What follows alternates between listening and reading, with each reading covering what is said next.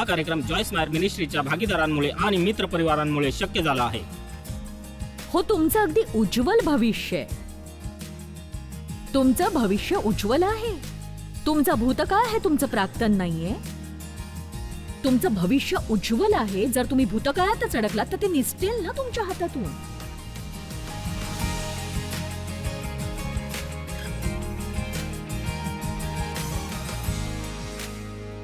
तर या आठवड्याच्या शेवटी मी एक सिरीज करणार आहे, pressing in and pressing on. टाळ्या नाही वाजल्या, माझी तशी अपेक्षाही नव्हती. त्याला मी gliding in and gliding on म्हणायला लागले होते, कारण जोर देण्यापेक्षा सरकणं सोपं असेल असं वाटलं. आणि बघा, खेदाने म्हणजे व्यक्तिशः हा कोणा एका विरुद्धचा आरोप नाहीये, पण लोकांकडे जी चिकाटी असायची ना पूर्वी, ती आता दिसत नाही. कारण लोकांचं आयुष्य इतकं यांत्रिक झालंय, त्यामुळे ते असेल. काही अंशी ते कठीण आहे आणि बऱ्याच अंशी ते सोपंही आहे. म्हणजे एक फोन करण्यासाठी आपण काय काय करायचो आणि आता इतकं सोपं झालंय ते. म्हणजे बघा, जेव्हा पहिल्यांदा मी वचन शिकायला आणि शिकवायला लागले, म्हणजे शिकवण्यासाठी एक संदेश गोळा करणं मोठं काम होतं. कारण आत्तासारखं नाही ना.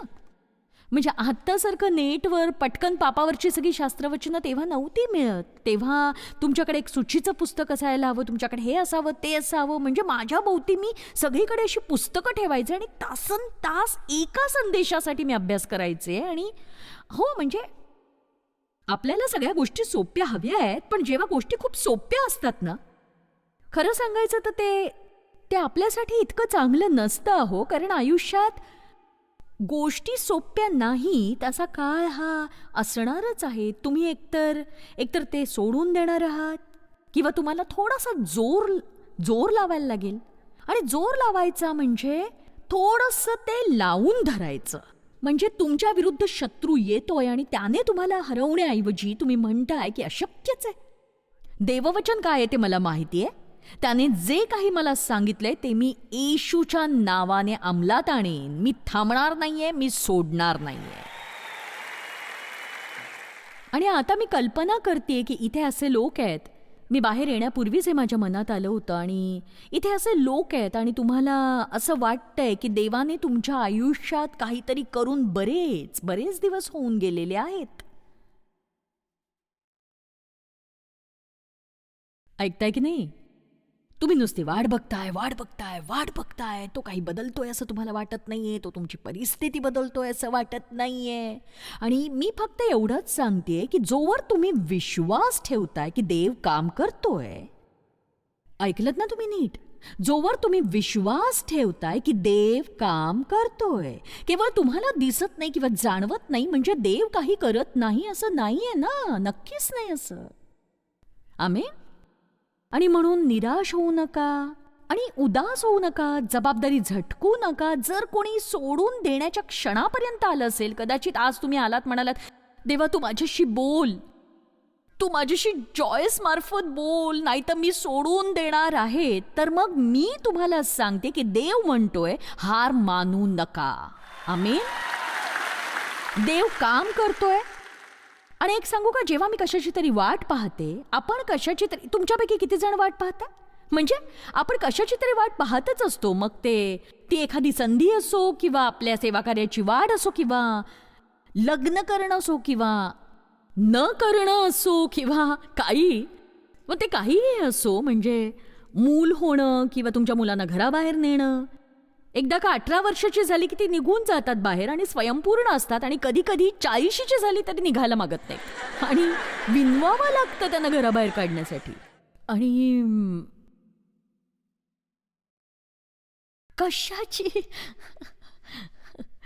कशाचीही तुम्ही वाट बघा. जर तुम्ही हार मानत नसाल तर तुम्ही जे मागितलंय ना, त्यापेक्षा चांगलं देव तुम्हाला देऊ शकतो. मी पुढे काही सांगण्याआधी हे समजून घ्या नीट, कारण तुम्ही हार मानलेली मला नकोय. म्हणजे मी हजारो वेळा हार पत्करली आहे, पण मुद्दा असा आहे ना की देव खरं तर तुम्हाला नाही हार मानू देत. तो तुम्हाला परत पकडून आणतो आणि चालायला लावतो त्या मार्गावर. म्हणून आपल्याला गोष्टींमधूनच जोर द्यावा लागेल. आणि हेच तत्व आहे जे आपण लक्षात घ्यायचंय. एका छोट्याशा गरुडाच्या पिल्लाला त्याच्या कवचामध्ये त्याच्या चोचीच्या शेवटी ना एक सुळा असतो आणि त्यांना तो मोठं झाल्यावर नसतो, पण त्यांना चोचीच्या शेवटी एक सुळा असतो छोटा. जेव्हा त्यांची जन्म घ्यायची वेळ येते ते टोचा मारतात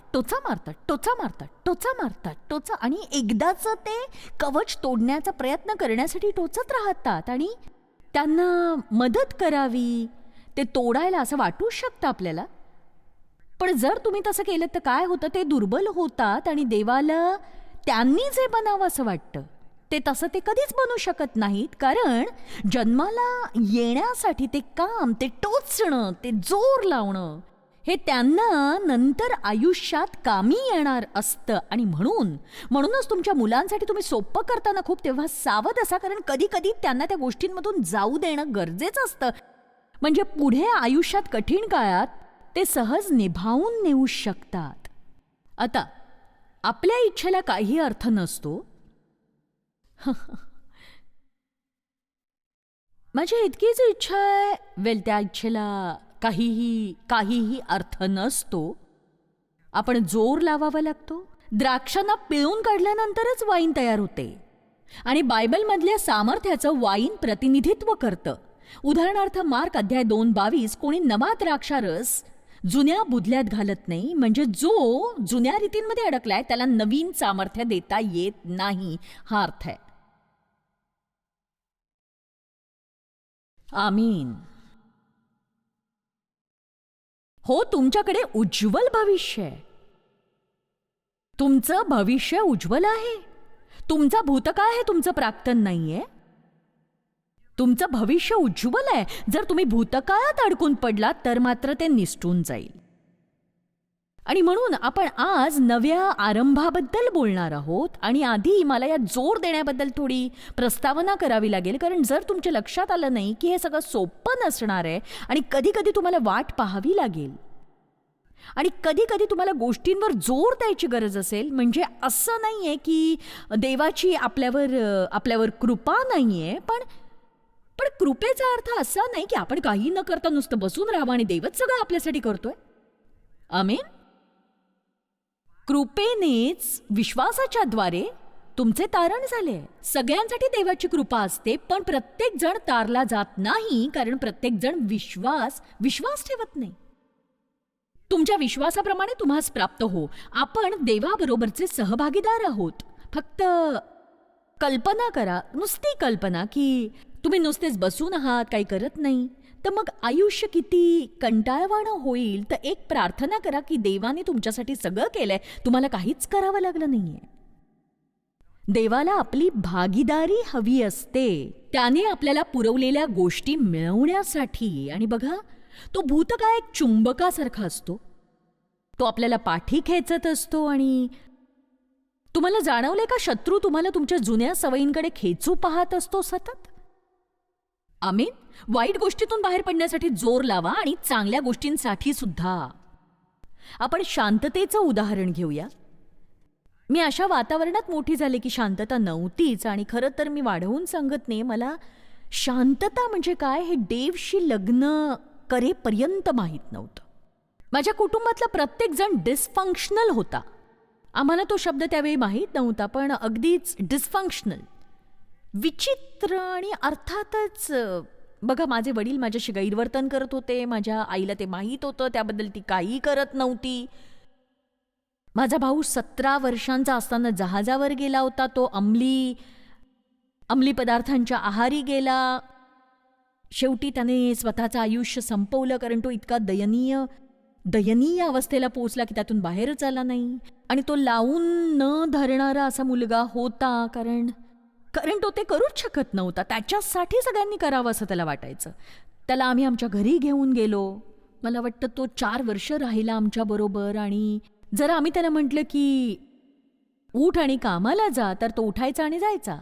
पण जर आम्ही त्याला उठवलं नाही तर तो पडून राहायचा, कामाला जायचंच नाही. आणि तुम्हाला तुमची कामं असतात खूप. म्हणजे एखादं वचन कुठे मिळेल बायबलमध्ये हे सतत प्रत्येकाला विचारत राहू नका. तुम्ही शोधा, काम करा त्यावर. तुम्ही स्वतः शोधलं तर तुमच्या ते चांगलं लक्षात राहील, नाही का? तुम्ही फक्त प्रार्थना करत राहिलात आणि तुम्हाला हवंय ते तुमच्या हातात मिळेल असं जर तुम्हाला वाटलं ना, तर देवाला तुमचं भविष्य जे असायला हवं ते कधीच नसेल. काही जणांच्या पुढ्यात काही आश्चर्यकारक अशा गोष्टी आहेत, पण मी एक सांगू, देवाला तुमचा जितका वापर करता येईल तितके जास्त शत्रू तुमच्या विरुद्ध येतील. माझ्याकडे छोटीशी गोष्ट मी म्हणते, नवेच तर नवे सैतान. तुमच्यापैकी काही देवाजवळ अधिक काहीतरी मागताय तुम्ही. जेव्हा तुम्ही आशीर्वाद जास्त मागता, कदाचित विरोध जास्त होतो.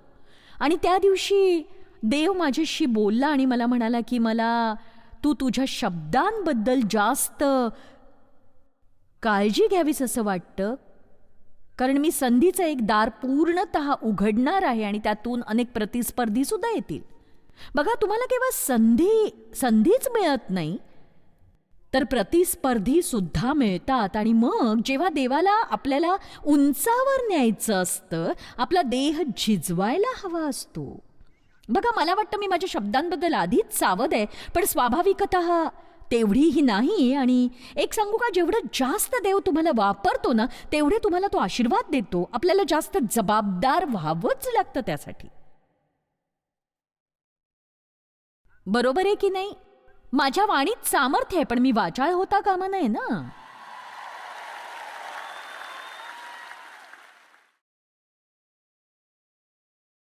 मत्ते अध्याय 7 वचन 13 आणि 14 ही वचनं खरंच छान आहेत. ती म्हणतात की अरुंद दरवाजाने आत जा, कारण नाशाकडे जाण्याचा दरवाजा रुंद व मार्ग पसरट आहे आणि त्यातून आत जाणारे पुष्कळ आहेत.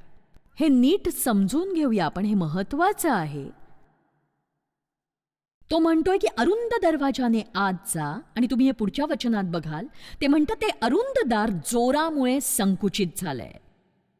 हे विस्तारित भाषांतर आहे, परंतु जीवनाकडे जाण्याचा दरवाजा अरुंद आणि मार्ग संकुचित आहे आणि ज्यांना तो सापडतो ते थोडकेत. तर रुंद मार्गावर राहणं हे सोपं आहे. देवाने मला एकदा सांगितलं होतं की रुंद मार्गावर तुम्हा सगळ्यांच्या दैहिक सामानासाठी जागा असते, तुम्ही ते घेऊ शकता. तुम्ही भौतिक गोष्टींसाठी रुंद मार्गावर चालू शकता आणि कित्येकदा लोक तरीही स्वर्गात जातात. तुम्ही स्वर्गात जाता कारण तुम्ही विश्वास ठेवता. तुम्ही प्रत्येक गोष्ट परिपूर्ण करता म्हणून नाही. आपण प्रत्येक गोष्ट कधीच परिपूर्ण करणार नाही, पण मला विश्वास आहे की जेव्हा एक ख्रिस्ती त्याच्या संपूर्ण आयुष्यभर भौतिक राहतो, जरी तो स्वर्गात जाऊ शकला तरी तो त्याच्याबरोबर कोणालाही नेऊ शकणार नाही. किती जणांना मला काय म्हणायचं ते कळतंय? त्यांचे साक्षीदार त्यांच्याबरोबर कोणालाही नेण्यासाठी पुरेसे ठाम नसतील, इथे ते आयुष्याचा आनंद घेऊ शकणार नाहीत. कारण आपण दैहिक वाटचालीत आयुष्याचा आनंद नाही घेऊ शकत. खरंच नाही घेत आपण.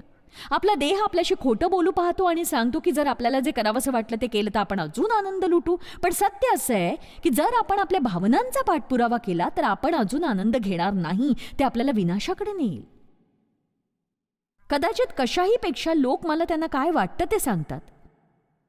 मला वाटतं कोणीच माझ्यावर प्रेम करत नाही.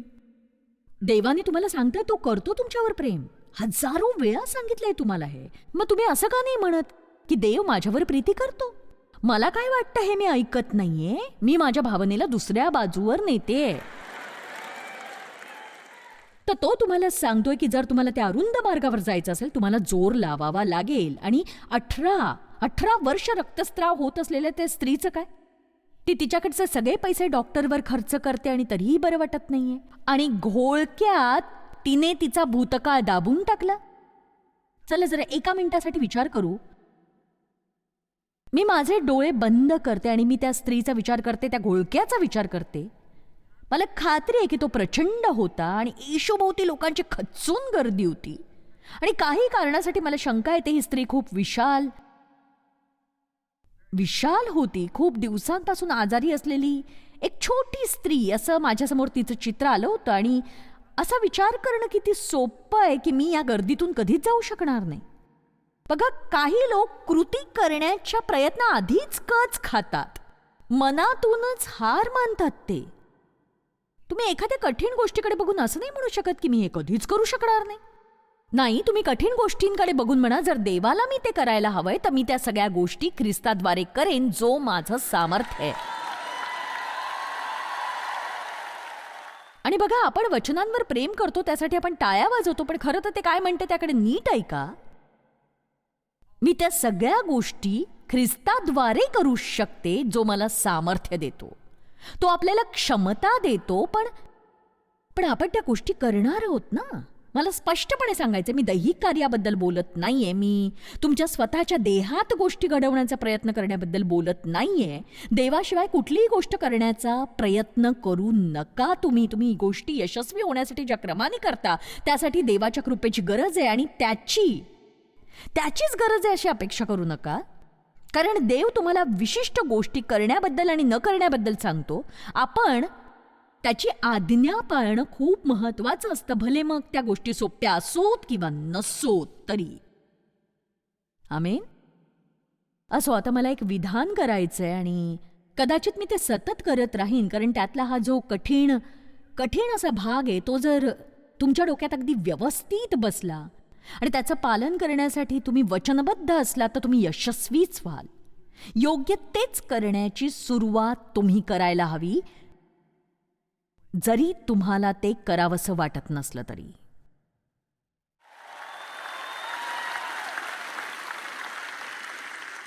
आमेन. तुमच्यापैकी किती गोल्फर्स आहेत, गोल्फ खेळणारे? देव, तुझा हात वर कर ना. इथे फार जण नाही आहेत, तुमच्यापैकी काही जण चलाख आहेत. तर देव एक मुख्य गोल्फर आहे आणि खरं तर मी त्याच्याबरोबर 20 वर्ष गोल्फ खेळले, पण मग मला माझं कोपर दुखायला लागलं आणि मग मी पुढे नाही खेळू शकले, कारण तो वेळखाऊ खेळ आहे. मी त्यावेळी लिखाण करत होते, मला शक्यच नव्हतं. तर गोल्फ स्विंग ही जगातली सगळ्यात विचित्र अशी गोष्ट आहे.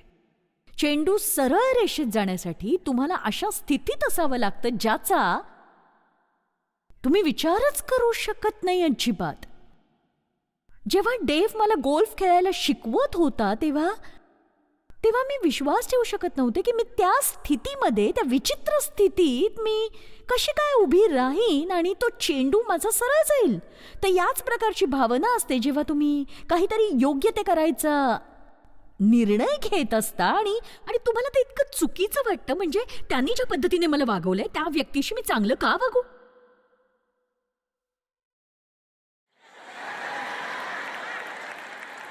काय म्हणताय? काय देवा, या माणसानं माझं चर्च सोडलं आणि त्याच्याबरोबर 20 कुटुंबांना घेतलं, त्याच्यासाठी एक नवीन साऊंड सिस्टम मी घ्यावी असं वाटतं तुला? काय? ते बरोबर नाही असू शकत देवा. पण बघा, देव आपल्याला एक उलटं राज्य देऊ करतो, ज्यामुळे खरं तर गोष्टी सरळ होतात. शेवटले ते पहिले ते शेवटले होतील. जर तुम्हाला अजून हवंय तर तुम्हाला तुमच्याकडचं द्यावं लागेल थोडंसं. खरं तर देवाचं अंकगणित जाऊ दे. बघा, ते यशस्वीच होतं. मी जास्त काही बोलत नाही आता. भावनांच्या, दुःखांच्या पार जा आणि तुम्हाला जे माहिती आहे आणि तुम्ही काय करायला हवं ते करा, जरी तुम्हाला त्रास होत असेल तरी. मी हे पुन्हा सांगते, योग्य गोष्टी कराव्या असं वाटेपर्यंत वाट बघत राहू नका तुम्ही. कारण बघा, इथल्या लोकांपैकी कितीतरी जण कुणावर तरी चिडलेले असणार आहेत.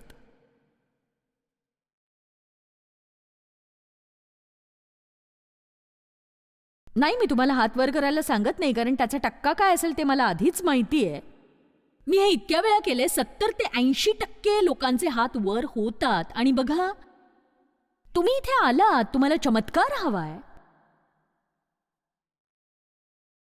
तुम्हाला बरं व्हायचंय, तुम्हाला संधी हवी आहे, तुम्हाला सेवा कार्यात जायचंय, तुम्हाला पदोन्नती हवी आहे, इतकं सगळं.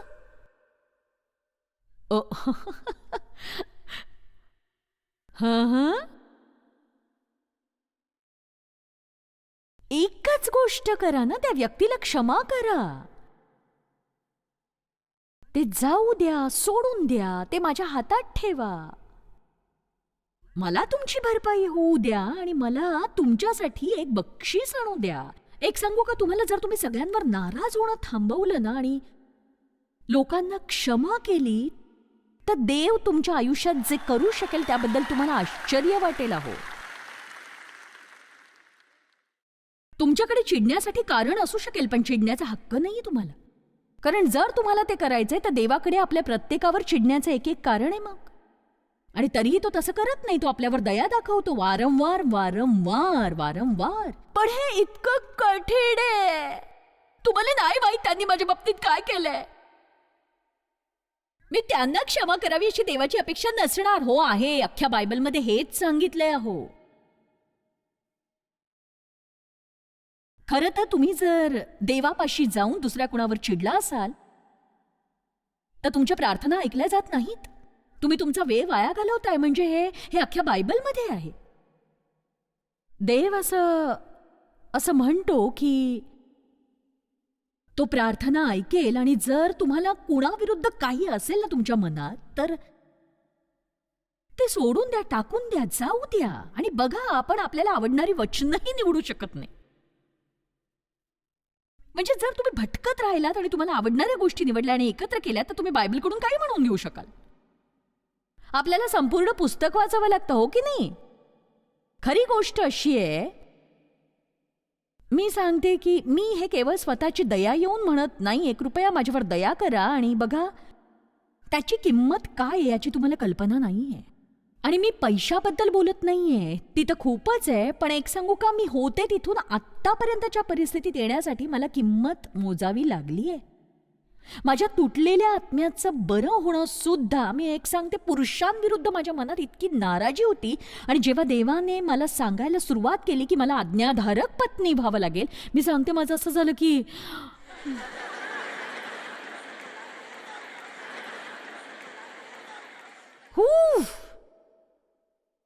म्हणजे ते बाहेर पडलं. एक सांगू, बायबल म्हणतं संकटाने धीर निर्माण होतो. माझ्यातून तर त्यांनी बरंच काही बाहेर काढलं, माझी सहनशक्ती संपेपर्यंत. आमीन. चला आता, किती जणींना आज्ञाधारकपणामध्ये A+ मिळत नाहीये. पण बघा, आपल्याला वाटतं ते ठीक आहे. हे एक नवं जोग आहे. आणि एक सांगू, तुमच्यावर कोणी चालून येण्याबद्दल मी बोलत नाही, अधिकारापुढे आज्ञाधारक असण्याबद्दल मी बोलतीये. एक सांगते, जर तुम्ही तुमच्या आयुष्यातल्या बदलासाठी अधीर झालात, तुम्हाला याबाबतीत गंभीर व्हावं लागेल. मी आधी शांततेबद्दल बोलत होते. मी देवशी लग्न करेपर्यंत शांती म्हणजे काय माहीत नव्हतं मला. काही वर्षांसाठी त्याला स्थिर आणि प्रामाणिक बघून मी विचार केला की मला हे हवंय, हे याच्यातलं मला हवंय. हे मला लहरी व्हायचं नाहीये. प्रत्येक वेळी माझी परिस्थिती बदलली की मी बिथरणार, झटके येणार. म्हणजे मला खरंच शांतता हवी आहे मला. आणि मी शांततेसाठी प्रार्थना केली. देवा, मला शांतता दे, शांतता दे, मला शांतता दे. आणि काहीच बदललं नाही. का सांगू? कारण येशू म्हणाला, मी आपली शांती तुम्हास देतो, तुमचे अंतःकरण अस्वस्थ अथवा भयभीत होऊ देऊ नये. तर त्याने आवश्यक ते आपल्याला आधीच दिलंय. आपल्याला ते चालू करायचं आणि वापरायचं आहे. आणि त्यासाठीच काही वर्ष लागली मला, पण मी शांततेत राहण्याचा निश्चयच केला होता. तर मी ते सुरू केलं. आणि पहिली गोष्ट मी काय केली असेल तर मला जे नाराज करतंय त्यावर मी लक्ष दिलं. मी माझ्या समस्येच्या मागे गेले. कारण कधी कधी तुम्ही फक्त ना असे संतापता आणि काय होतंय ते कळण्याआधीच रागवता. कदाचित तुम्हाला त्याच्या मागे जावं लागतं आणि म्हणावं लागतं, या समस्येचं मूळ काय आहे, काय होतंय. बघा, मी लोकांवर विश्वास ठेवते कारण 20 वर्षांपूर्वी त्यांनी जे गमावलंय त्याचं दुःख ते अजून करतायत. ते त्यांच्या चिडण्यातून बाहेर येतं. घडून गेलेल्या गोष्टी जाऊ देणं आपल्याला शिकावंच लागेल. आणि देव आपल्यासाठी नवीन आरंभ करतो. प्रत्येकासाठी देवाकडे नवीन सुरुवात आहे, हे लक्षात घ्या. तुम्ही नव्याने सुरुवात करू शकता. तुमचे रस्ते बंद झालेले नाहीयेत. तुमच्यासाठी ते संपलेलं नाहीये. तुम्ही खूप म्हातारे झालेले नाही आहात. चला तर मला त्याच गोष्टी नका सांगू. मी 2 महिन्यात 76 वर्षांची होईन आणि मी अजूनही इथे उभी आहे ना. म्हणजे हो, पूर्वीपेक्षा काही मर्यादा निश्चितच येत आहेत, आल्या आहेत. एक सांगू, या सभांसाठी मला थोडीशी मदत मिळते. आधी प्रत्येक गोष्ट मी स्वतः करायचे, पण मी म्हटलं माझ्याकडे जे आहे देवा तेच तुला मिळणार आहे. आमेन. तर काही करण्यासाठी तुम्ही खूप म्हातारे झाला ते नका सांगू मला. मला खूप मुलं आहेत. मला 3 किशोरवयीन मुलं आणि 1 बाळ असताना मी सेवा कार्य सुरू केलं होतं. आपली परिस्थिती बघून असं म्हणू नका की नाही ते अशक्य आहे, ते खूप कठीण आहे. सगळ्या गोष्टी देवामुळे शक्य आहेत. आमेन. देवाकडच्या तुमच्यासाठीच्या नव्या आरंभावर नियंत्रण ठेवण्यासाठी तुम्हाला 2 गोष्टी करणं गरजेचं आहे. घडून गेलंय ते जाऊ द्या आणि पुढे असणाऱ्या गोष्टींवर जोर लावायला शिका.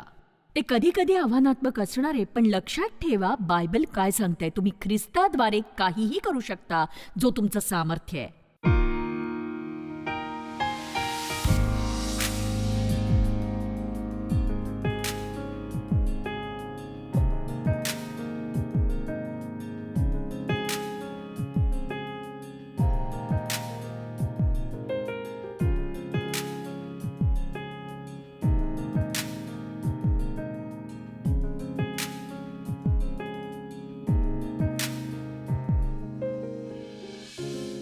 हा कार्यक्रम जॉयस मायर मिनिस्ट्रीच्या भागीदारांमुळे आणि मित्रपरिवारांमुळे शक्य झाला आहे.